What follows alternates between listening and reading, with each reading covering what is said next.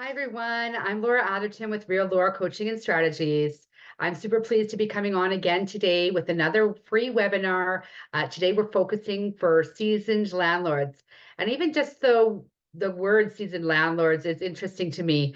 It took me a long time to get anywhere close to considering myself seasoned. Myself and my husband, Phil, in the background there in the picture, I have been investing in real estate for over 20 years, mostly in Calgary, Alberta. And we've certainly learned a lot before ever coming to a place of saying that we're seasoned. And I'm not even sure that it has to do with a number of properties or how long that you might be an investor. But really, it's about those learnings that we have, and if we actually make some changes as a result. And I have a few stories to share along the way that I'm excited to have everybody together, whether you're watching this live or on the replay. I'm going to share my screen and just go through a few details, and hopefully we get some value out of this today. So again, like I mentioned, I'm Real Laura. We have our Unlock Success events here in Calgary. We're doing these free webinars. We have a lot of opportunities that I'll share more about our membership and our group. But first, yes, my husband Phil and I have been investing for over 20 years. We currently have over 80 units in a mix of independently owned, as well as partnership, as well as joint ventures. So we have a number of different styles of real estate investment, but overall we're buy and hold investors. So what that means is that we have long-term properties with hopefully long-term tenants and successful and happy tenants. And with that, it takes a lot of time and energies and learnings around that. So again, I'm hopeful that we can get a few things out of this today and join in. So, with that, I want to just share a little bit more around our membership. So adding the most value would be to sign up for our membership. If you're here in Calgary, attend our networking and social events. We definitely have a lot of continued learning. I have a big value around that support, that rather that may be a one-to-one coaching that we offer, our digital course that I'll share a little bit more about, webinars like this, or just coming together as a community makes a huge difference, I believe, on how successful we can be. I didn't learn this overnight. Again, I'll share a few mistakes with you today, but definitely it's taken a long time to get here, and I'm still learning. I'm still learning every day on new and improved ways that I can communicate and different tools to ensure that we all have the best success. So as we're kind of getting into that, I will let you scan the code. We do have some great discounts on our membership right now.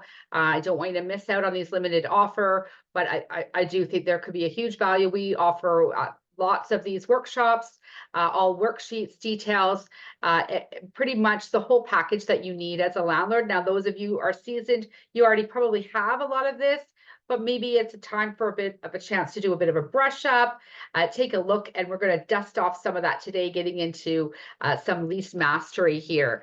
And so that's what we're going to do, is just get right into it, and let's have some fun today. So in the lease mastery, fun little fact or story that maybe I don't share too often, but certainly, like I've said, I started out with a number of errors and mistakes myself. I actually started very young, originally in my initial career, or starting as a landlord. Definitely would have been novice landlord. Did all the right things, which was, rent to all my friends, not have any contracts in place. I was everybody's best friend until it came to paying the rent. And so with that, I've learned a lot around the importance of having a clear contract and having that lease mastery. We can talk about, your different provinces, your different Residential Tenancies Act in each area. Obviously, I'm focusing a lot on our webinars in Alberta, on our Alberta Tenancies Act. However, I'm very aware of the other acts across the provinces. We are very lucky in Alberta on a number of our rules. But overall, my belief is, as if you came to our new and inspiring workshop or watch the replay, is around setting us up right, getting the right tenant in the first place. That's going to make a big difference. And now we kind of get into some of our lease mastery. So again, you can do this without a contract. I just don't recommend it. I used to do it without a contract. It didn't work out too well for me. I think the main pieces when we get into some of these details is around the contract, is definitely around setting up expectations, having the right communication with people. That's going to make the biggest difference on your success. Now, in Alberta, we have opportunity to do a fixed term or periodic lease. Getting into these details, they could be for multiple reasons, and there's pros and cons obviously to both. Fixed term, very simple as it's stated, it's a set contract, it has a beginning and it has an end date. In Alberta, we can end at that end of the term. I know in other provinces, it automatically rotates onto a periodic.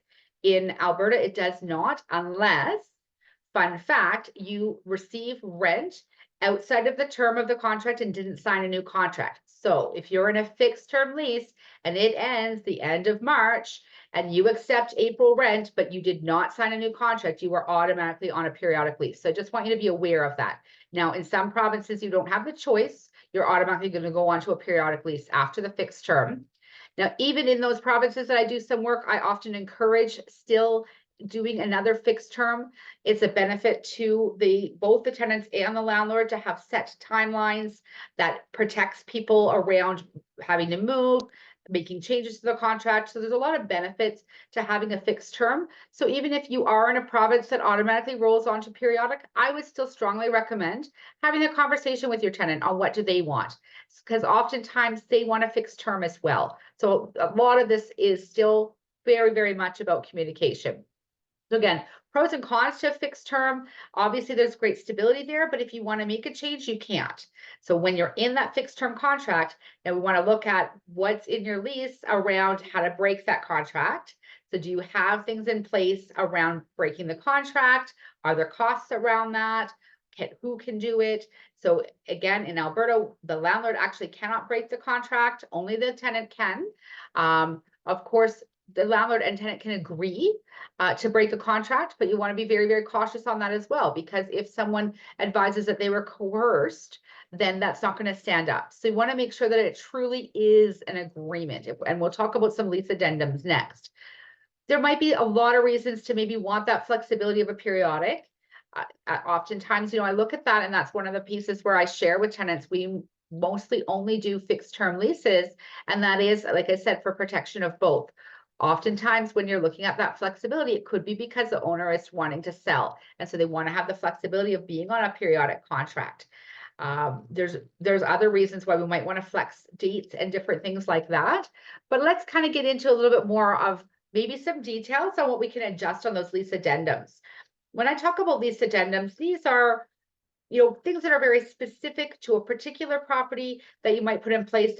There's going to be specific clauses about parking, about smoking, about utilities, common areas, and laundry. There's a number of things that you're going to want to specify.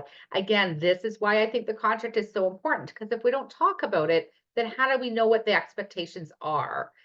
So the other things that we might look at in an addendum, which could be changing an existing lease, we could be adding or removing a tenant or an occupant. Now, you may do that with an addendum, or you may sign a whole new lease. I know many will recommend to actually do a fresh contract on any change, but I'm just sharing those details on either side. Same with lease end dates, adjustments, longer or shorter. We've done both. We've had tenants who are buying their first house, and we're happy to work with them. We've got some stipulations on, timelines and things that we want to know. But if there's something we can do, why not? Why not have that conversation? And, if we're shorting, oftentimes we shortened a lease by 1 or 2 months, had ample notice, and, working together to find a new tenant. And to me, that's win-win all the way through. Or maybe we're just extending out the lease by 1 or 2 months again, because they're looking at making a change in their life or their circumstances. They're not wanting to renew for a whole another year. We don't want it to go on periodic, because we do want to keep that fixed term so we know when it's ending. So it really depends on what's important to you. We've had circumstances change. Many of you know that I'm pet friendly, so we have our YYC Pet Friendly Facebook group. So I love pets. My most fun is adding a pet, getting a chance to maybe meet a new puppy or kitten. I'm not the best with reptiles, but that doesn't mean that we don't allow them. We're still open to things. We're just, again, it's not about what we want. It's about ensuring that we have responsible tenants in the home and making that home a place that somebody wants to be in, so that they can make it their own home. When I get into a lot of the details with the lease signing meeting, I'm going through all of those details. What are our expectations around hanging things on the walls? What are our expectations around yard work? So all of these kinds of things is what you can cover through these additional clauses. And just again, I think setting everybody up for success by having clear contracts and expectations.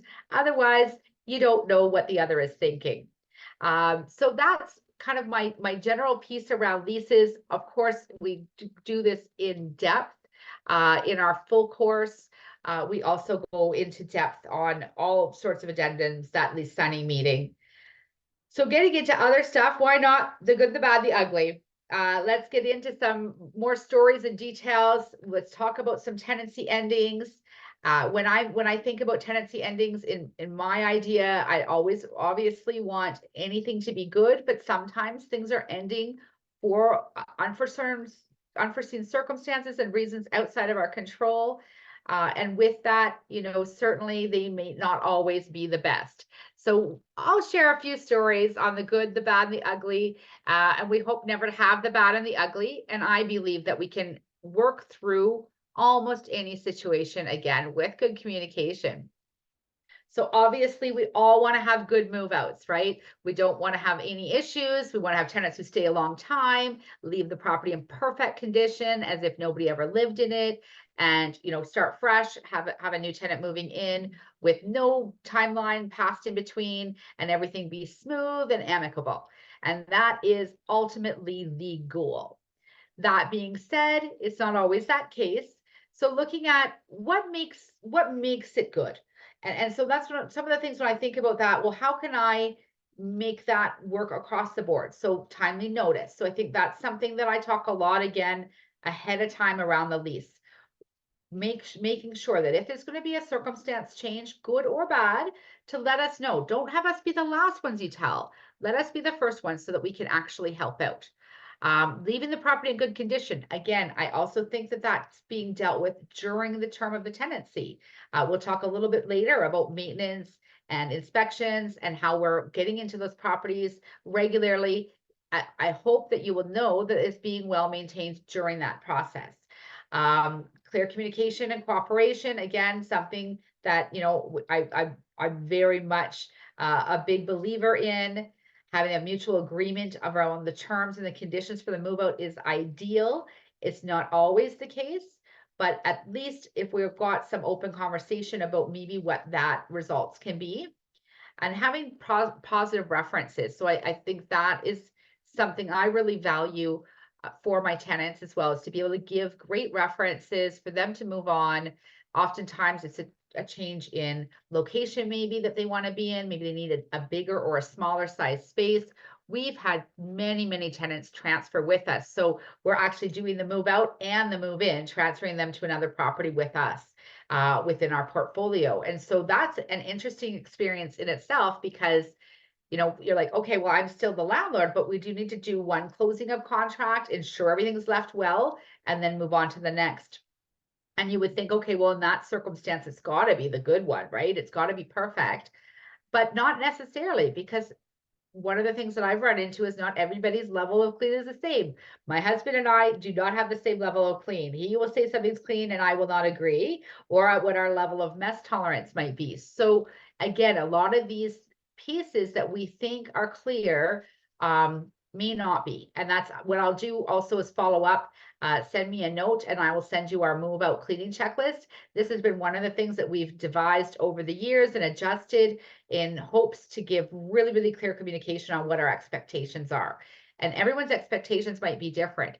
So kind of as we get into maybe disputes and challenges and talking about what those things could look like, rather that's an unfortunate result to a tenancy ending, or if it's during a move out and what those expectations are.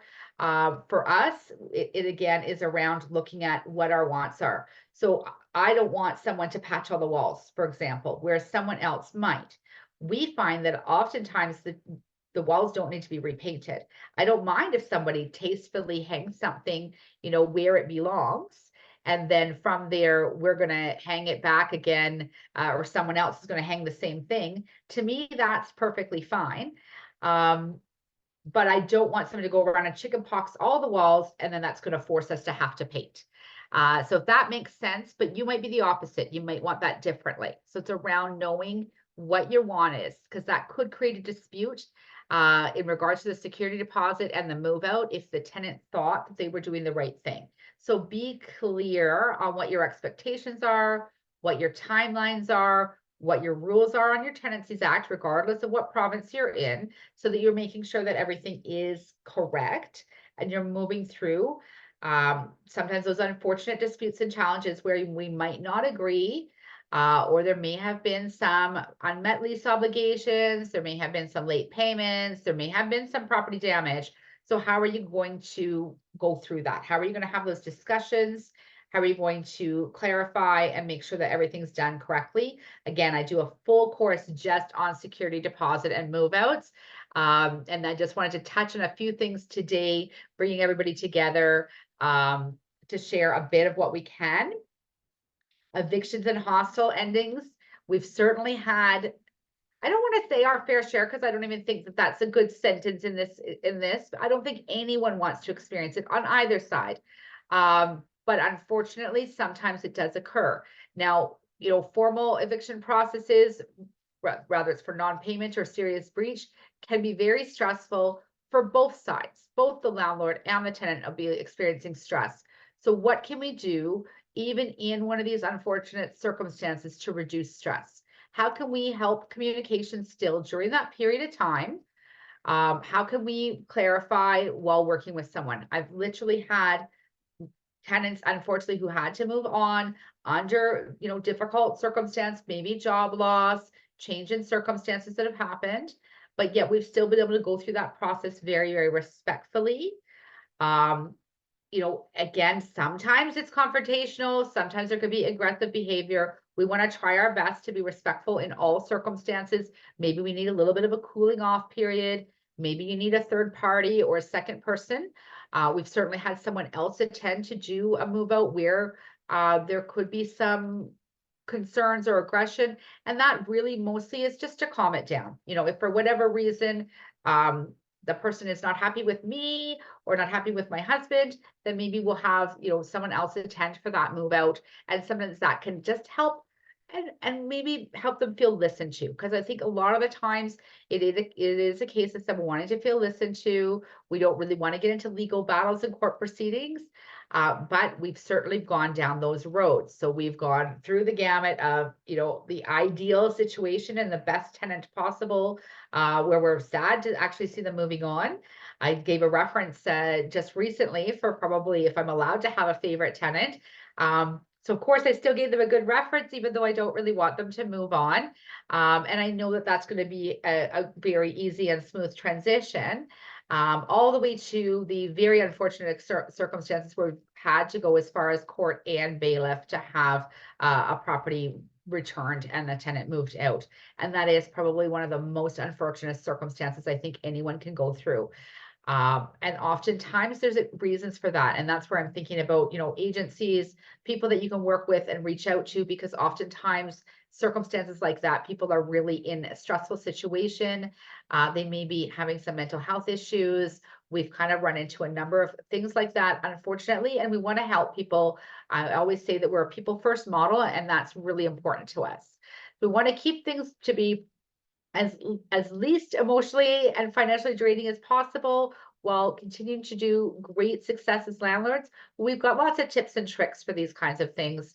Again, it's always ideal to have good tenants in the first place, or whatever good means, but ensuring that everyone is respectful and treating well, even in an ending that might appear hostile. We work through the processes, make sure you're following the rules, and at the end of the day, just try to get an end to that bad or difficult situation so that that tenant can move on as well. So that's kind of my main piece around the tenancy endings. Do check out my book.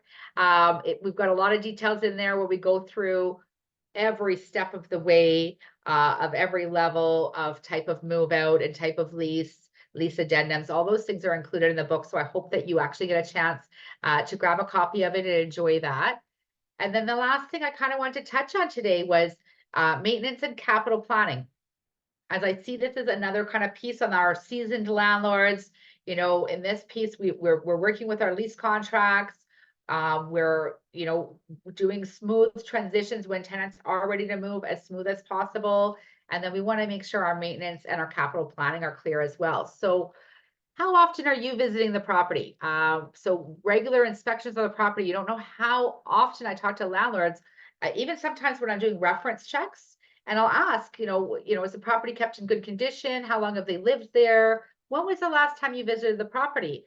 And sometimes on properties where tenants maybe have lived there for 3 or 4 years, it's very difficult to validate the landlord reference when they're advising that they haven't been in the property for that period of time. So yes, maybe the tenant paid the rent, but that's only, in my opinion, that's only one small factor of those tenant obligations. So if we don't know that they're maintaining the property, how can we solve it or have any communication about it? And how can we really verify that they're a good tenant? And so I want to be on that property minimum twice a year. Ideally, I recommend 4 times a year. And if you talk to your insurance, I'm sure your insurance will probably have something to say about how often you're visiting the property.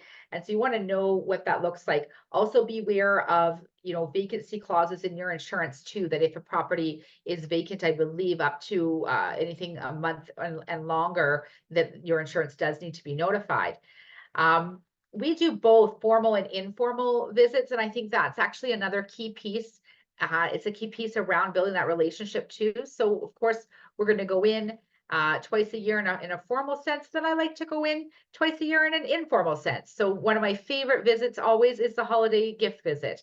And that's an opportunity for us to go in, see the tenant, see the property, bring a gift, and be in a little bit more of an informal sense, but we're still dropping by to visit and have kind of eyes on that property. So to me, I think that's really, really important. And it's something that I've made sure to implement in all of our properties. So what about routine maintenance? I think sometimes with the landlord, our scariest call is that phone call that something is broken, something needs to be fixed.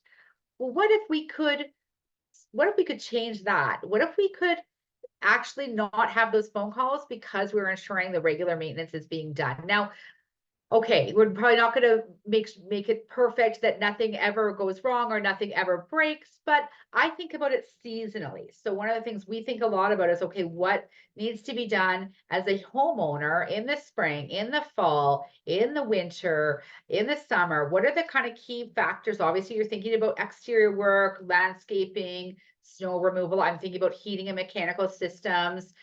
Looking at kind of all those things, I find when you break them up seasonally, makes it really easy. And many of us as real estate investors are also homeowners. So I hope we're doing those maintenance in our house. So why would we forget them for the rental? We want to do them at the rental as well. If that makes sense for everybody. So just some little tips around that on planning your routine maintenance, and then capital planning. So probably one of my favorite topics. I can do an hour just on capital planning or more. And so for me, I think this is key. If there's anything you walk away from our chat today that I hope you learn or have, is to take away this capital planning list. This has literally been the main difference in, I believe, what's turned us into a successful, a strategic real estate investor, as opposed to just a novice landlord, is with this capital planning piece. So I have on all of the properties, we have a list with all of the details of each type of item, what the approximate age is, what's the approximate expiry. So like, do you know how long plumbing lasts in a property? Do you know how often an electrical panel should be changed? We think that we know when our roof was last done, but then sometimes I'm surprised because I'm like, oh my, how did 15 years go by? We had it very recently with a hot water tank. And I was like, well, that hot water tank's brand new. And it was 12 years old. So it was brand new 12 years ago. And I felt like that went by in a blink of an eye. So by having a clear, documented spreadsheet that says the age of each thing for each property, and here's the key here, a budget of what needs to be done, and having that budget on an annual basis is, in my opinion, totally saved everything that we needed.